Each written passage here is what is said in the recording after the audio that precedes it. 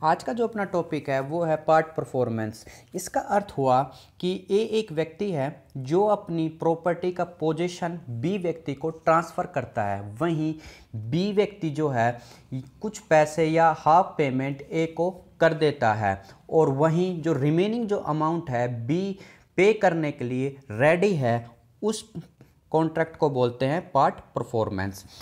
Part performance section 53A of transfer of property act 8082 के अंदर define है। वहीं इसके अंदर दो पार्टी होती है, ट्रांसफरर और ट्रांसफरी। जो व्यक्ति अपनी प्रॉपर्टी को ट्रांसफ़र करता है टू द अदर पार्टी, उस व्यक्ति को बोलते हैं ट्रांसफ़र। वहीं जो व्यक्ति प्रॉपर्टी का पोजीशन लेता है, वहीं कंसिडरेशन कुछ भी अमाउंट पे करता है टू दी अदर पार्टी, उसे बोलते हैं ट्रांसफरिंग। जो इसके एलिमेंट्स हैं ऑफ सेक्शन 53A के, वो हैं फर्स्ट जो है section 10 of Indian contract act 8072। इसके अंदर जो कंडीशन आएंगी वो फर्स्ट आएगी कि ऑफर और एक्सेप्टेंस। सेकंड है कि टू पार्टीज़, यहाँ पर जो टू पार्टीज़ होंगी वो होंगी ट्रांसफरर और ट्रांसफरी।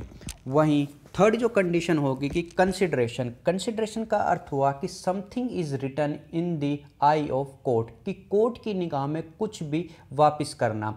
इसका अर्थ ये है कि या तो पैसे की फॉर्म में या प्रॉपर्टी वगैरह या गिफ्ट वगैरह कुछ भी हो, लेकिन व्यक्ति रिटर्न कर रहा है। वहीं जो थर्ड जो कंडीशन होगी कंपिटेंसी।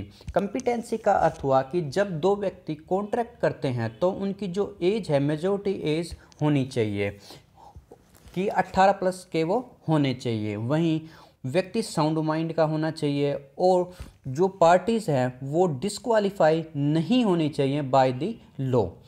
फोर्थ जो कंडीशन है वो है फ्री कंसेंट। फ्री कंसेंट का अर्थ हुआ कि जब दो पार्टी कॉन्ट्रैक्ट करती हैं तो वो undo influence, fraud, mistake, misrepresentation के बेस पर ना हो।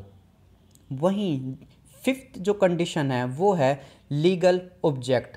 ऑब्जेक्ट का अर्थ हुआ कि जो प्रॉपर्टी ट्रांसफ़र कर रहे हैं या कुछ भी कॉन्ट्रैक्ट कर रहे हैं वो लीगल होना चाहिए। उसका या तो लॉ के द्वारा उसका अपोज ना किया गया हो या कोई भी प्रोविज़न हो जो एक्ट का अपोज ना करता हो। वहीं जो ऑब्जेक्ट है वो पब्लिक पॉलिसी के अगेंस्ट न हो, उसी को बोलेंगे लीगल ऑब्जेक्ट।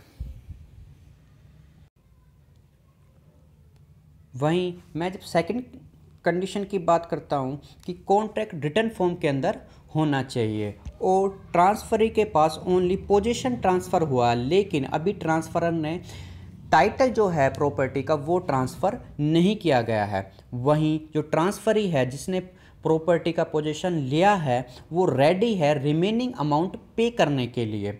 वहीं फोर्थ जो कंडीशन है कि contract made by the parties, की जो कॉन्ट्रैक्ट है वो बोथ दी पार्टी के सिग्नेचर उसके ऊपर होने चाहिए और वो जो कॉन्ट्रैक्ट है वो पार्टी के द्वारा ही बनाया जाना चाहिए। वहीं जब फिफ्थ पॉइंट की मैं बात करता हूँ कि transfer on the behalf of consideration, कि जब प्रॉपर्टी जब ट्रांसफ़र हो रहे हैं तो उसके बदले में कुछ ना कुछ अमाउंट या कंसिडरेशन जिसे हम बोलते हैं वो रिटर्न में होना चाहिए। इसके अंदर एक केस हुआ था मेडिसन वर्सेस एल्डरसन। इसके अंदर कोर्ट ने डिफाइन किया था कि अगर मान लो पर्सन प्रॉपर्टी का पोजीशन दूसरी पार्टी को दे देता है इमूवेबल प्रॉपर्टी के, वहीं अभी टाइटल उसका ट्रांसफ़र नहीं हुआ है, वहीं जो जिस व्यक्ति ने पोजीशन लिया है वो रिमेनिंग अमाउंट पे करने के लिए रेडी है, तब उस केस के अंदर टाइम पीरियड जो होगा उसे काउंट नहीं करेंगे। Thank you.